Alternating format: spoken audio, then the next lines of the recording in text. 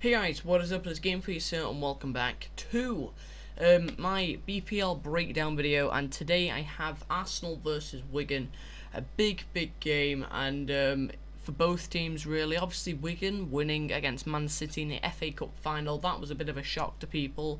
In the end, Man City didn't really turn up to the game and didn't play particularly well. But today I'm basically going to give you an insight into the recent form of the teams and lineups, predictions, and when the game is on as well. Obviously all the important stuff like that. I believe that the game, well, the actual match itself is kickoff is 7:45, and it's the 14th of May that the game is happening on. And obviously Wigan, like I said before, have recently just won the FA Cup against Man City, against all the odds which people thought. So people weren't really expecting that, but it has happened, and it's really good for the club. And obviously David Whelan, he will be really happy as the chairman and owner. But we are going to be talking about the Arsenal Wigan game mainly, and I'm going to start off with obviously the recent form of both teams. Arsenal not losing in the last 5 games, and they've had 2 draws and 3 wins in the last 5 games. Wigan, however, on the other hand, 14th in the table. Arsenal are 4th in the table, but Wigan have had 1 win in 5 games. They've had 3 losses, 1 draw and 1 win. Now that's obviously not particularly good. That means they are 18th and they are the last team. They're in at the moment. They're in the last remaining relegation place, because obviously the other 2, Reading and QPR, have actually got relegated already. So that means that a win at the Emirates will leave a host of clubs around them with relegation fears. However, Arsenal will be looking for maximum points from their final 2 games to secure a top 4 finish. So it's going to be very difficult. Wigan obviously leaving it very late again to escape the drop, and it should be a really interesting game. I believe it is on Sky. I'm not sure which Sky it's on. Top 5 goal scorers for both teams. This is something new I'm going to include as much as I can. So for Arsenal we have Walcott, who's got 13 goals, Santi Cazorla 12, Giroud 11, Podolski 9 and Arteta 6. However, on the other hand we've got Wigan, who have Kone with 11, De Santo with 5, Maloney with 5, McCarthy with 3 and Boyce with 3.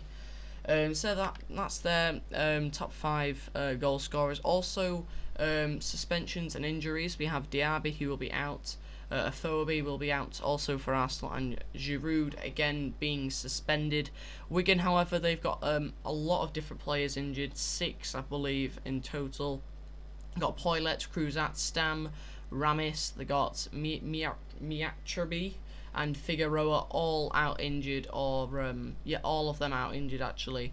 So a lot of them obviously will be out injured, meaning that the teams will be, I imagine the team will be very similar to the team that was put out against Man City. So if we just have a look at the teams. For Arsenal, we're going to have Szczesny and Net, I would imagine, Sagna, Mertesacker and Koscielny. That was a mixture of 2 people.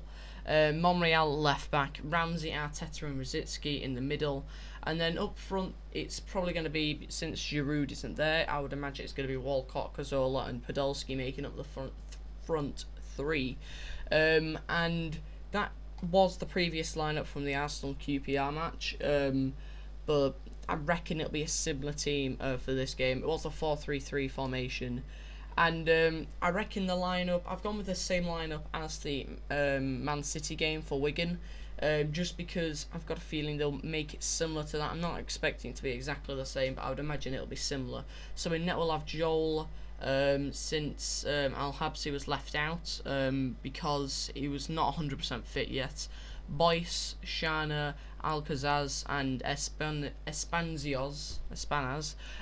he will be playing at left back there, the 4 defenders. In midfield we have MacArthur, Gomez and McManus, all playing in the midfield. So we've got 4 in midfield, and then 2 up front.